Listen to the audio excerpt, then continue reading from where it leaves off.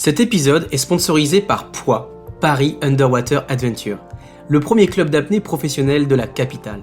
5 créneaux piscine par semaine, fosses régulières du débutant à l'athlète, pour le fun ou la compète. Rejoignez Adrien et son équipe, la POA Family. Plus d'infos dans la description avec le petit code promo qui va bien.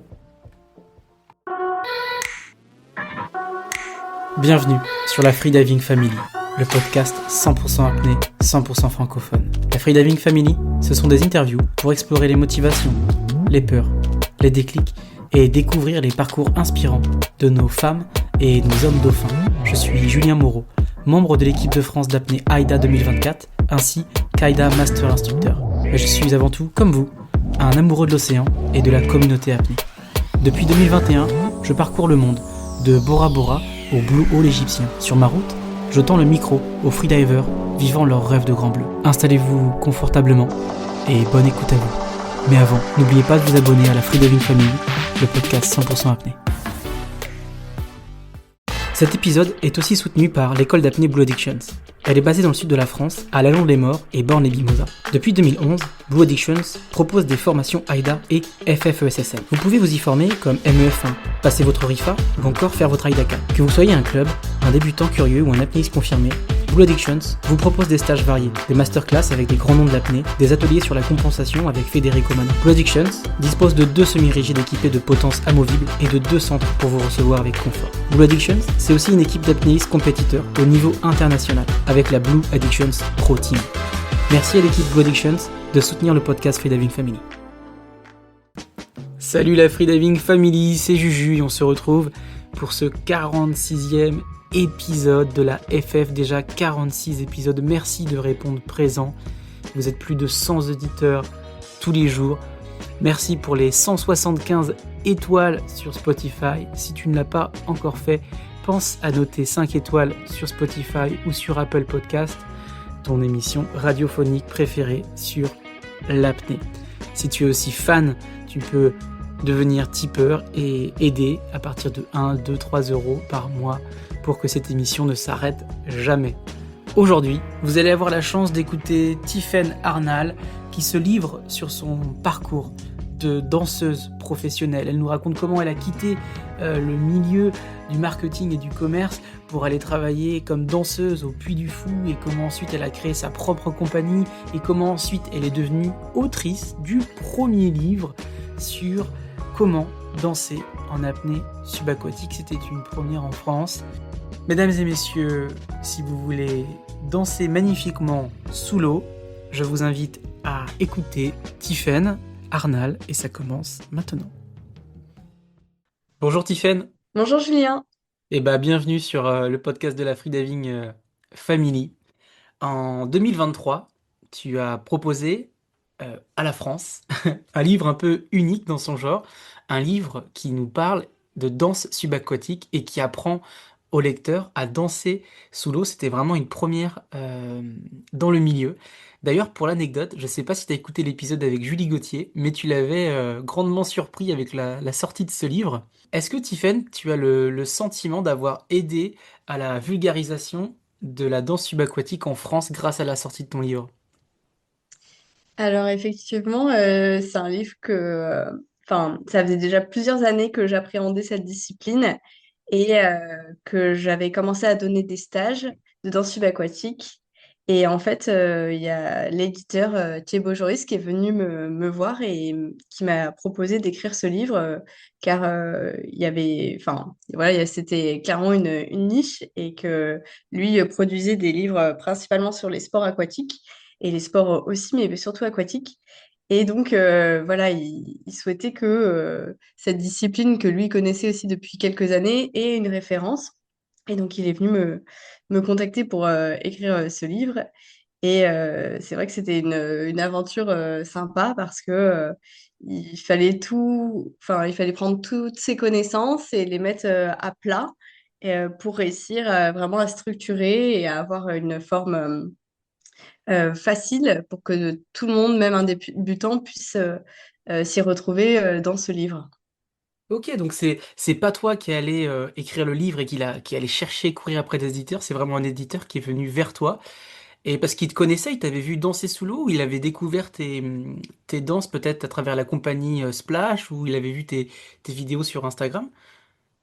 Et ben, tout à fait, en fait, c'est effectivement ça qui s'est passé, c'est que c'est l'éditeur qui est venu me chercher.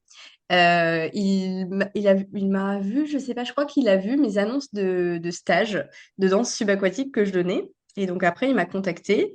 Et voilà, il a un peu cherché à savoir où j'en étais dans la discipline. Et puis après, enfin voilà, c'était parti. Donc, enfin, c'était une belle opportunité bah oui, de vulgariser la discipline en fait, parce qu'il n'y a pas grand-chose effectivement qui existe.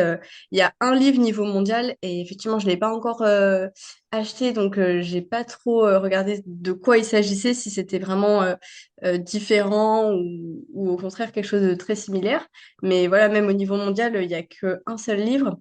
Il y a un autre traité, je crois, sur la danse en duo sous l'eau. Mais sinon, il n'y a pas grand-chose. Donc, Hmm. c'était vraiment une bonne opportunité voilà, de commencer à mettre des termes, des procédés sur cette discipline. Hmm. Donc j'ai vu que dans ton livre, il y avait trois parties. La partie initiation, vraiment pour les débutants, une partie un petit peu plus facile et puis une partie un peu experte. Et dans ton livre, tu as aussi des QR codes qui ramènent vers des vidéos, c'est bien ça?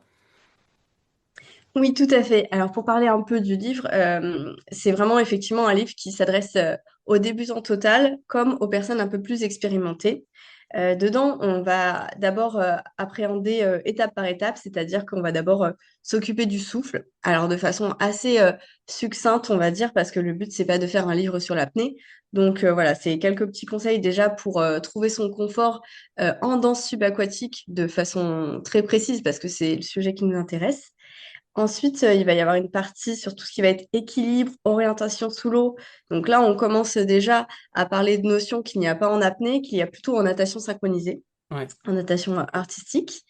Et ensuite, après, voilà, on va de plus en plus dur. On va commencer à parler des mouvements et des appuis dans l'eau et sous l'eau. Donc pareil, ça, c'est un chapitre qui va beaucoup s'appuyer sur la natation artistique et la natation pour savoir ben, comment on se meut sous l'eau, comment on bouge, c'est quoi qui nous fait bouger? Est-ce que c'est la propulsion? Est-ce que c'est le poids des mouvements?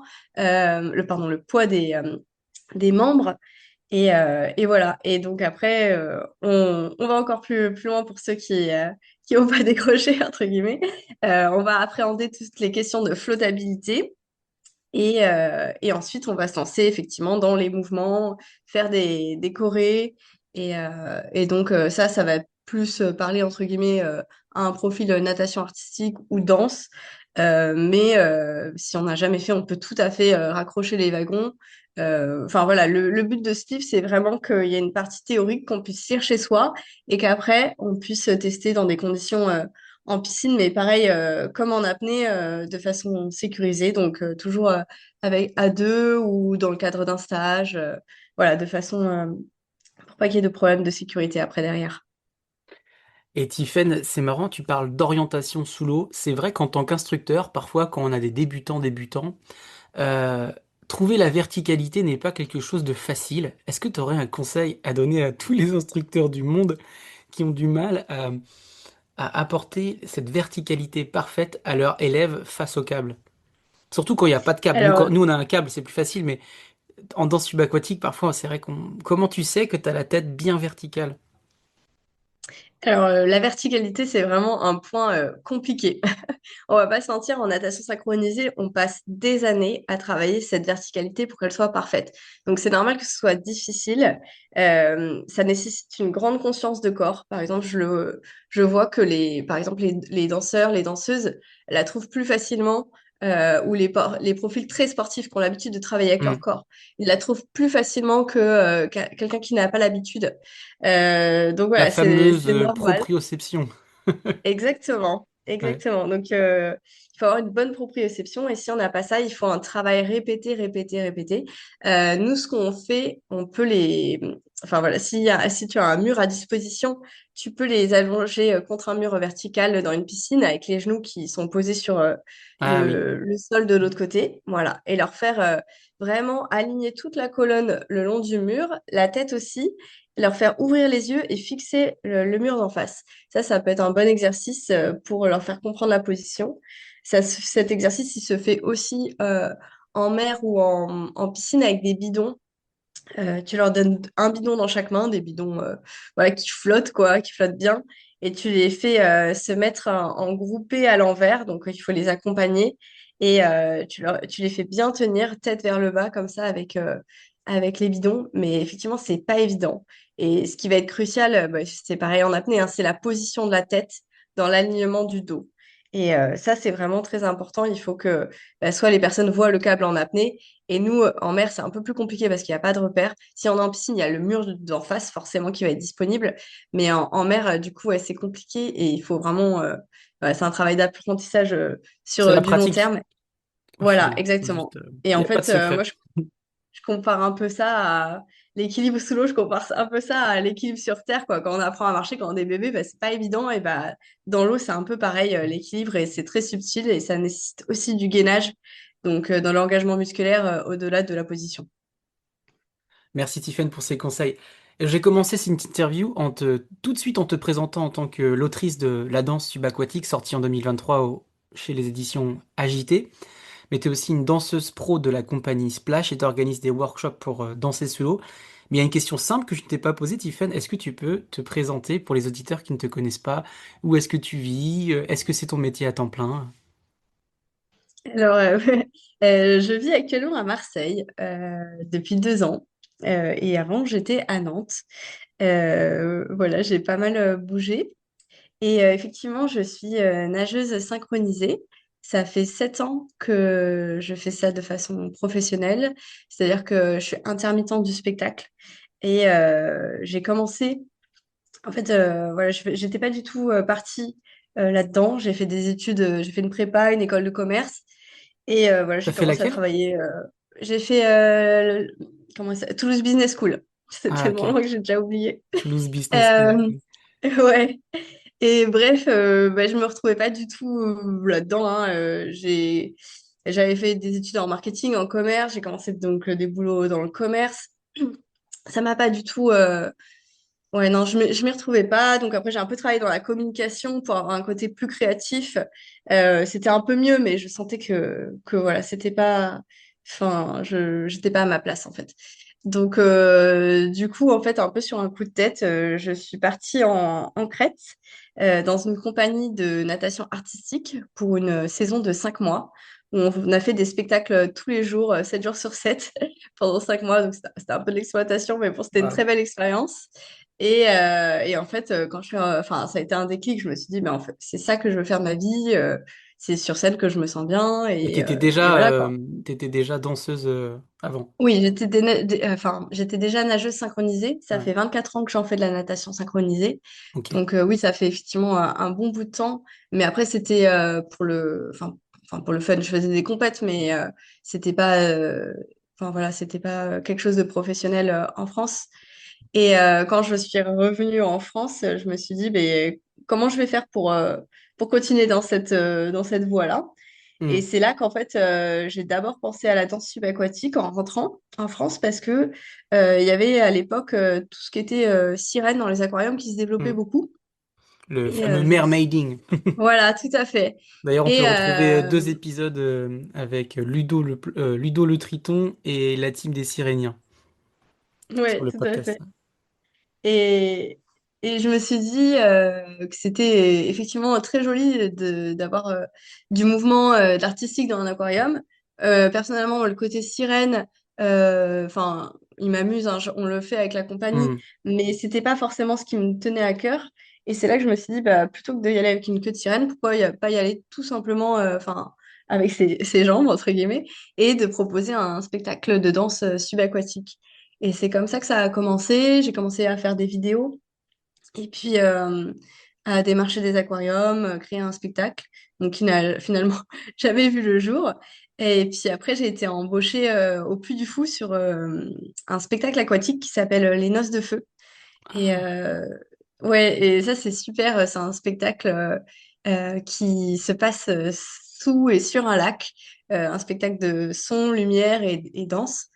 Et donc, du coup, voilà, en fait, de retour en France, j'ai commencé par le Puy du Fou finalement, après avoir fait quelques vidéos de danse subaquatique, mais qui me réservaient pas forcément un avenir professionnel Ouais, très juteux, parce que c'est le trait de niche.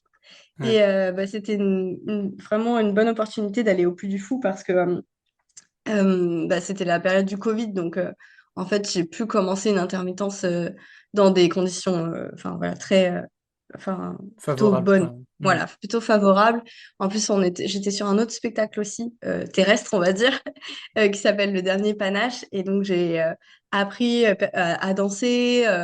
Et j'ai pu apprendre vraiment d'autres choses sur le monde du spectacle parce que comme c'est une grosse industrie, le Puy du Fou, c'est extrêmement intéressant bah, d'être là-bas pour voir bah, comment ils font, pour les décors, les costumes. Enfin, après, c'est une grosse machine, mais ça apprend forcément beaucoup d'informations sur le monde du spectacle. Et après 4 années là-bas, c'est là que, avec Juliette, une amie de longue date de natation artistique, on a décidé de monter la compagnie Splash. Ok. Et voilà, donc la compagnie Splash, c'est une compagnie dédiée au spectacle aquatique. Donc effectivement, ça reprend la danse subaquatique, mais aussi la natation artistique. Et on fait aussi un petit peu de mermaiding. Et c'est aussi dans ce cadre que les stages de danse subaquatique se passe. Donc voilà, on a créé cet asso Bah, qui se félicitations, hein. développe au fur et à mesure. Et voilà, ça fait 3 ans que je travaille sur cet asso pour la développer au maximum. Donc la compagnie Splash, c'est une asso, c'est ça? Oui, c'est une association loi 1901. C'est assez classique. Ok. En fait, pour tout ce qui est projet artistique, c'est plus facile de lancer des associations que Et des t'arrives tout de entreprises même à dans un bien te premier temps. rémunérer, même si c'est sous format asso ou... Alors, en fait, je suis, comment dire, enfin, au sein de l'association, je suis en direction artistique et en nageuse. Donc, je me rémunère quand Ouais. je fais des spectacles uniquement, Ok. sous forme de cachet quand Hmm. quand il y a des spectacles.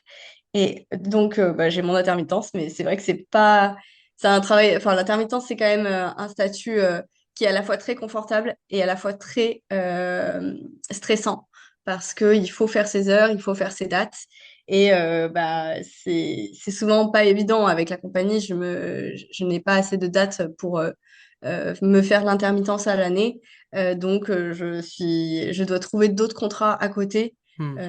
Ça peut être de la figuration, ça peut être de la danse pour des parades de Noël, ce genre de choses. Mais voilà, faut toujours être c'est la course au cachet, en fait, ce statut un peu. Ouais, ouais, la course au cachet quand on est intermittent du spectacle. Eh ben, Oui. félicitations parce que j'adore ton anecdote. Tu fais ta business school à Toulouse, tu vas travailler dans le commerce, le marketing, t'as la sensation de pas être complètement vivante. Tu pars en Crète travailler 5 mois et faire ton spectacle de manière intense tous les jours. Et tu trouves une solution en travaillant au Puy du Fou, tu crées la compagnie Splash et ensuite tu deviens autrice de la danse subaquatique. C'est un très beau parcours. Et ça fait plaisir de voir des gens qui réalisent leurs rêves. Tu disais que t'as fait 24 ans de nage synchronisé. Oui. Est-ce que tu as pratiqué de la compétition, un peu comme les crevettes pailletées du film qui est très connu sur le groupe de LGBT qui vont au gay Games pour faire de la compétition? En fait, j'ai vu les 2 derniers films, ils m'ont fait trop marrer ces films. Et ma question était juste, est-ce que tu as fait de la compétition en danse synchronisée? Oui, oui, tout à fait. J'ai toujours fait de la compétition à différents niveaux. J'ai commencé par des compétitions assez tranquillou et puis après, au fur et à mesure, mais finalement un peu tard, j'ai fait des compétitions de niveau national. Alors, pas équipe de France non plus, mais enfin, deuxième division de net synchro, entre guillemets, comme on dit. Et, euh, et j'en fais toujours avec Là, je suis inscrite au club de Marseille Ok. en master. Et avec le club de master, on fait les compétitions dans notre catégorie. Et l'année dernière, on est arrivé première de France. Donc voilà, on continue même si c'est les masters, mais il y a quand même un très bon niveau dans Et les le. masters, c'est après 40 ans? C'est quoi les tranches d'âge? Parce que je sais qu'à la CIMAS Non. en apnée, c'est après 50 ans. Alors en synchro, on est un peu rude. Les masters, c'est après 25 ans. Ah oui, d'accord. Donc, Oh, la discrimination, quoi. Boum! ouais, donc, alors, ça n'empêche pas que C'est pas une obligation de faire les masters après 25 ans. On peut rester dans la catégorie qu'on appelle senior si on a envie de rester dans des compètes assez intensives. Ouais. Mais à partir de 25 ans, on a la possibilité de passer en master. Et là, après, enfin, pareil, il y a des sous-catégories. Nous, on est dans la catégorie, je crois que c'est 25-39. Avec l'équipe, Ok. enfin, en équipe, c'est la première sous-division. Et après, je crois que c'est 39, 49, ça va de 10 en 10. Et puis après, je crois que il y a plus de 70. Voilà, c'est à peu près ça pour les catégories, mais on est quand même dans la plus jeune catégorie des masters, on va dire.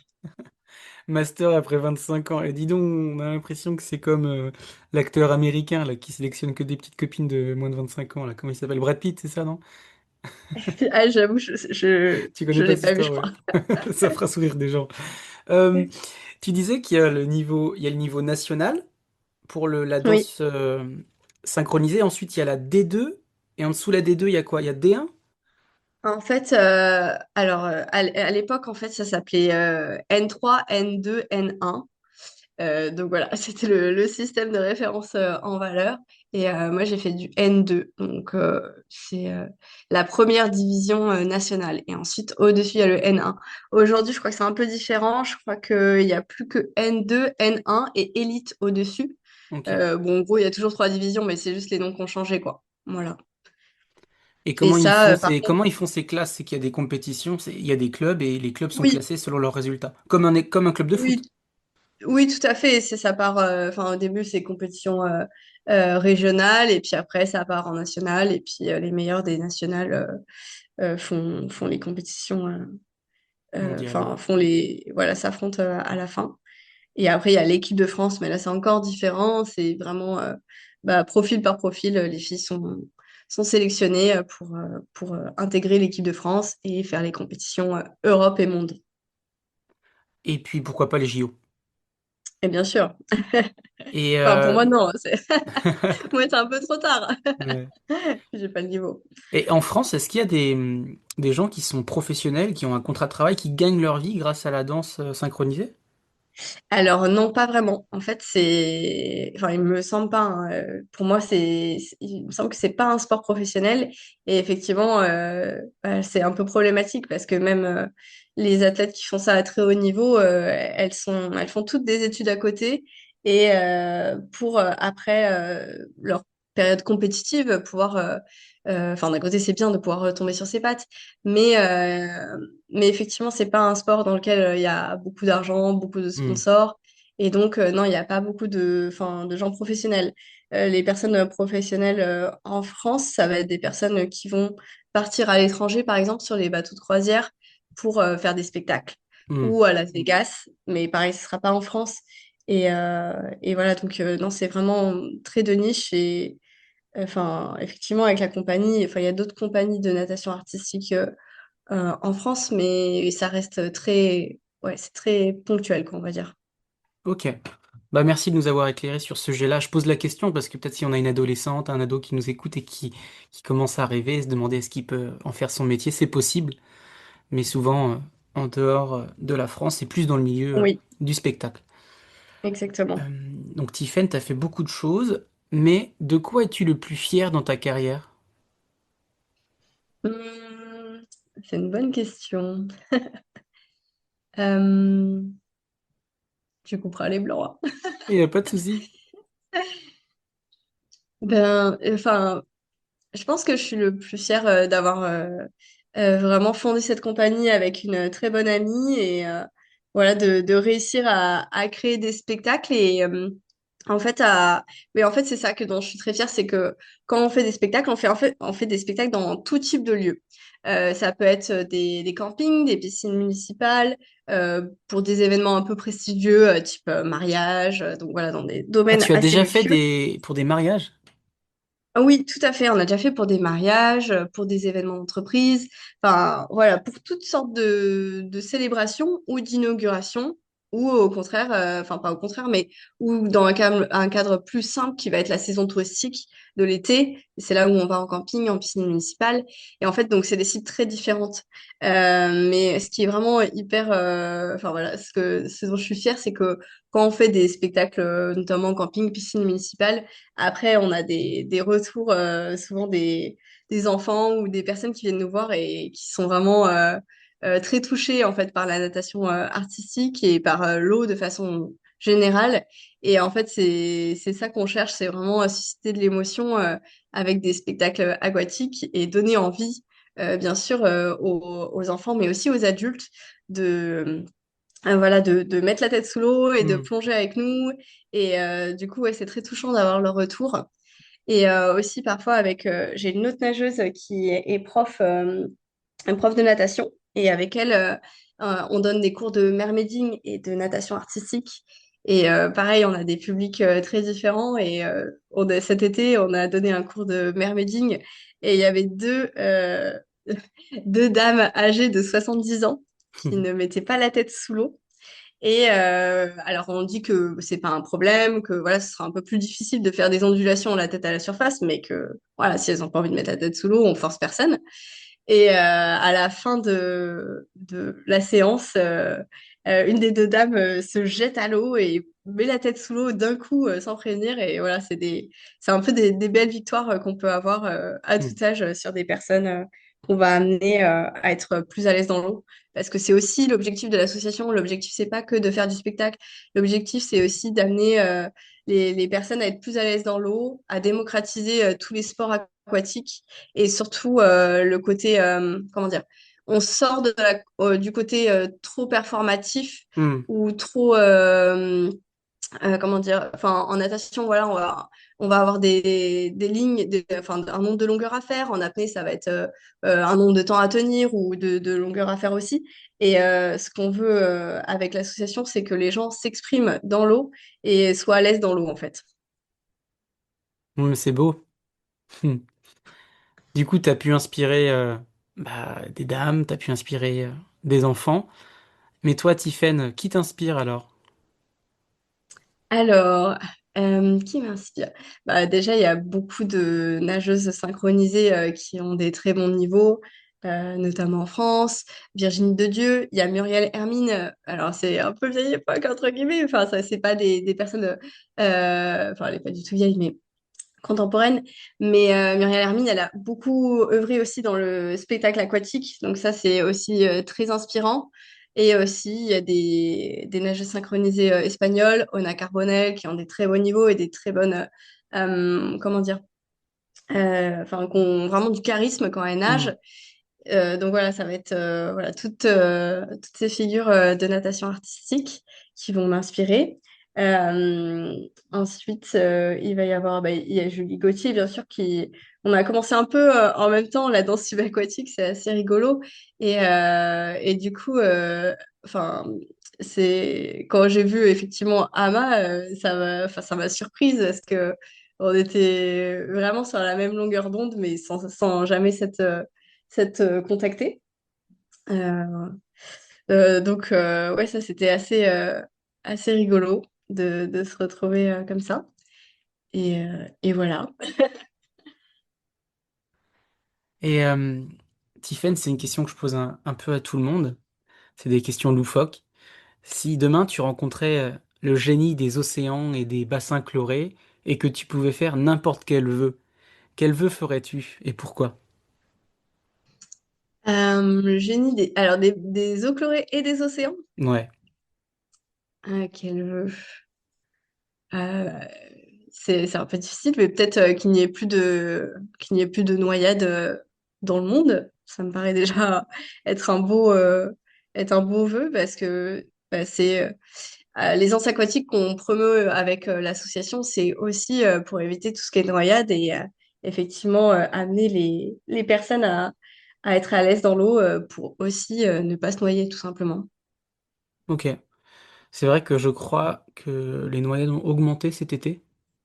et que cela est dû aux fortes chaleurs. Plus il fera chaud et plus il y aura de canicules, plus il y aura de gens à vouloir s'immerger pour se rafraîchir, et donc parfois des gens qui ne savent pas forcément bien nager et qui se noient. Donc on le rappelle, c'est très important d'apprendre à nager. Comment est-ce qu'on fait en général quand on veut apprendre à nager? On contacte la piscine municipale du coin ou c'est quoi le meilleur procédé pour toi?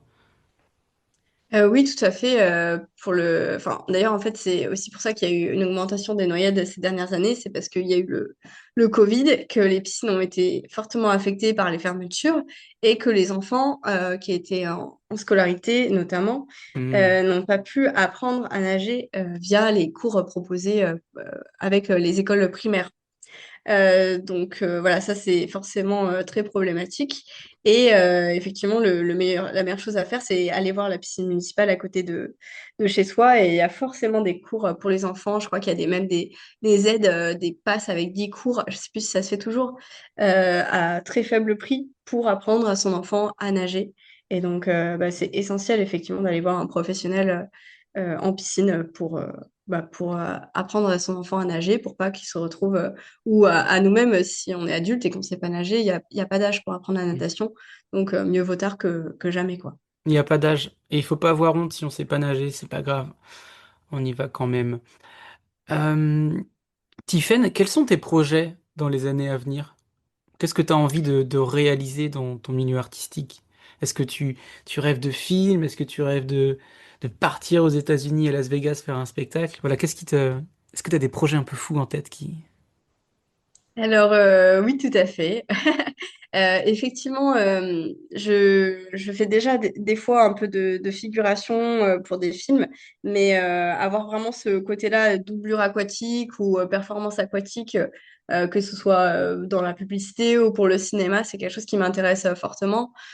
Surtout que enfin, on passe au Puy du Fou, on a pu passer les niveaux de scaphandrier, donc j'ai le mention B niveau 0. Donc voilà, ça permet de travailler légalement sous l'eau entre 0 et 12 mètres. Ça, ce serait effectivement une bonne piste de développement. Et ensuite, ce serait de continuer à développer la partie natation artistique et spectacle avec la compagnie. Mais vraiment, je crois que ce qui me tiendrait vraiment à cœur, c'est que quand j'ai commencé, donc il y a 7 ans, à réfléchir à toute cette danse subaquatique et à sa mise en place, j'avais créé un spectacle de danse subaquatique qui s'appelait La Fleur des Eaux. C'est pour ça qu'on me retrouve Voilà. sous le nom de La Fleur des Eaux sur Instagram. Et en fait, je n'ai jamais pu le mettre enfin voilà, le diffuser. J'avais une première date qui était prévue un 17 avril quand le confinement est Ah ouais. tombé le 16. Et donc, oui, je crois que j'aimerais bien relancer cette idée de spectacle de danse subaquatique. Euh, mais voilà, c'est pas évident à mettre en place. T'as besoin Euh, de quoi? j'ai besoin de... En fait, le principal problème avec la compagnie Splash, c'est les piscines. Hmm. Les piscines ne sont pas habituées à accueillir des spectacles. Et donc, le démarchage peut être souvent compliqué, en fait. Hmm. Quand on va les appeler pour leur dire on va faire un spectacle dans votre piscine, dans 90% des cas, c'est ah, mais nous, on fait pas ça. Ouais. Oui, je sais. Et... Ben non, Mais parce que nous, tout va bien se passer. à la mairie, nous, on fait que de la natation. Voilà. Alors, ben merci, Oui. au revoir. Ben, c'est un peu ça. Donc voilà, Ouais. le problème principal, c'est un peu, enfin, un peu entre guillemets l'ouverture Ouais. d'esprit et leur dire que tout va bien se passer, qu'on a l'habitude, enfin voilà, il y a des professionnels pour ça. Et donc voilà, ça va être ça la première grosse contrainte pour les spectacles Ouais. C'est le aquatiques et démarchage, en leur fait. diffusion. Ouais. Ouais, le démarchage. Mm. Et Et pourquoi pas amener de le la vendre à culture. l'étranger alors? Oui, c'est vrai, mais j'ai pas forcément pensé, mais Pourquoi tu fais pas, effectivement. par exemple, tu filmes tout de manière parfaite, puis t'envoies ça aux États-Unis, t'envoies ça en Australie, en Chine, et tu te fais une tournée mondiale. Oui, c'est vrai que ça peut être une idée. Que Pareil, la je pense France, que des c'est le fois, pour côté entreprendre, démarchage. la France, Oui, c'est fatigant pour entreprendre. Mm. C'est pas C'est facile. vrai que c'est pas toujours facile, même en tant qu'asso, même si, enfin. En fait, on a les mêmes contraintes qu'une entreprise. Enfin, on a juste, on paye pas de TVA en dessous d'un certain seuil, mais comme les auto-entrepreneurs, en fait. Mais sinon, Mm. on a exactement les mêmes types de problématiques quand on fait mais, enfin, ce qui est aussi un petit peu normal, mais quand on paye des gens, on a aussi des charges dessus qui sont exactement les mêmes que les entreprises. On cotise aussi à toutes sortes de fonds de façon annuelle, la médecine du travail, l'équivalent du CPF, mais pour les artistes, Mm. etc. Donc en fait, enfin, c'est à la fois plus facile à gérer, on a un peu moins de comptes à rendre, entre guillemets, mais au final, on est autant, entre guillemets, assailli par les taxes Mm. et tout ce qui va être problématique. Et effectivement, des fois, quand on vend les prestations, les personnes nous disent, mais c'est cher. Mais oui, mais en fait, on a besoin Moi, ça, de gagner. Tiffen, je te poserai une dernière question parce que la photo de cover de ton épisode, c'est la photo que tu as fait avec le photographe aquatique William Kent, Mhm. où tu es dans ce costume de miroir brillant que je trouve magnifique. Est-ce que tu peux nous expliquer l'origine de cette photo ou ce que tu voulais dire à travers cette photo et cette tenue en miroir brisé? Alors, je sais pas pourquoi, mais j'aime beaucoup tout ce qui est miroir et reflet. J'ai un peu une passion pour ça. Et tout ce qui est un peu brille, tout ce qui va être dans les teintes argentées, en fait. Hmm, Et donc, enfin, très vite, sous l'eau, j'ai voulu amener ce côté de réflexion, de miroir, qui je trouve... en plus, quand on reflète l'eau, on peut refléter vraiment beaucoup de choses. Ça peut être la surface, le fond. Enfin, c'est vrai que, enfin, il y les a une requins. surface. Et les requins? En piscine, ça va. Non, là c'était en mer, mais en fait, on s'est retrouvés sur une journée avec William, Ingrid et Sociane, des amis avec qui on travaille souvent en danse subaquatique et en photo. Et voilà, on a été faire une sortie en mer Méditerranée. Et on a pu faire des photos, essayer des costumes. Moi, cette combi, effectivement, je ne l'avais... Si, je l'avais testée une fois en piscine. Et voilà, j'avais envie de Et voir c'est ce toi que qui ça l'as rendait en fabriqué? mer. Non, non, non, non, non, je l'ai acheté faite comme ça. J'ai D'accord. fabriqué un maillot de bain comme ça. Et déjà, pour un maillot de bain, j'ai mis plus de 300 miroirs. Ça m'a pris un temps dingue. Hmm. Alors là, non, dans la combi, je l'ai acheté comme ça. Et c'est des Et vrais miroirs? J'ai c'est l'impression que quand je vois ton costume, j'ai l'impression qu'on peut se couper avec. alors, c'est des petites pièces en acrylique, mais c'est pas coupant. Ok.